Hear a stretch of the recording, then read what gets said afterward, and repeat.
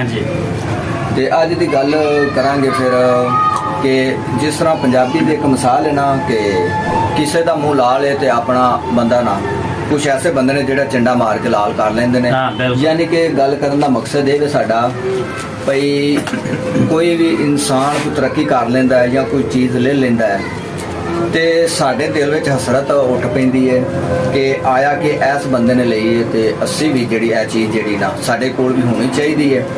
ਚਾਹੇ ਸਾਨੂੰ ਇਹ ਚੀਜ਼ ਲੈਣ ਵਾਸਤੇ ਕਰਜ਼ਾ ਚੁੱਕਣਾ ਪਵੇ, ਕਿਸੇ ਦੀ ਮੁਹਤਾਜੀ ਕਰਨੀ ਪਵੇ, ਕਿਸੇ ਦੀ ਨੌਕਰੀ ਕਰਨੀ ਪਵੇ, ਇਹ किसी की गुलामी से जाना। ਗੁਲਾਮੀ 'ਚ ਜਾਣਾ ਪਵੇ ਕਿ ਇਹ ਸਾਡੇ ਮੁਆਸ਼ਰੇ ਦੇ ਵਿੱਚ ਚੀਜ਼ਾਂ ਜਿਹੜੀਆਂ ਨਾ ਆਮ ਹੋ ਗਈਆਂ। बिल्कुल। ਕਿਸੇ ਨੇ ਮੋਬਾਈਲ ਲੈ ਲਿਆ ਤੇ ਉਹ ਵੇਖ ਕੇ ਬਰਦਾਸ਼ਤ ਨਹੀਂ ਹੋਣਾ ਕਿ ਇਹ ਬੰਦੇ ਮੋਬਾਈਲ ਲੈ ਲਿਆ ਤੇ ਮੇਰੇ ਕੋਲ ਵੀ ਇਹਦੇ ਨਾਲ ਦਾ ਮੋਬਾਈਲ ਹੋਣਾ ਚਾਹੀਦਾ ਹੈ।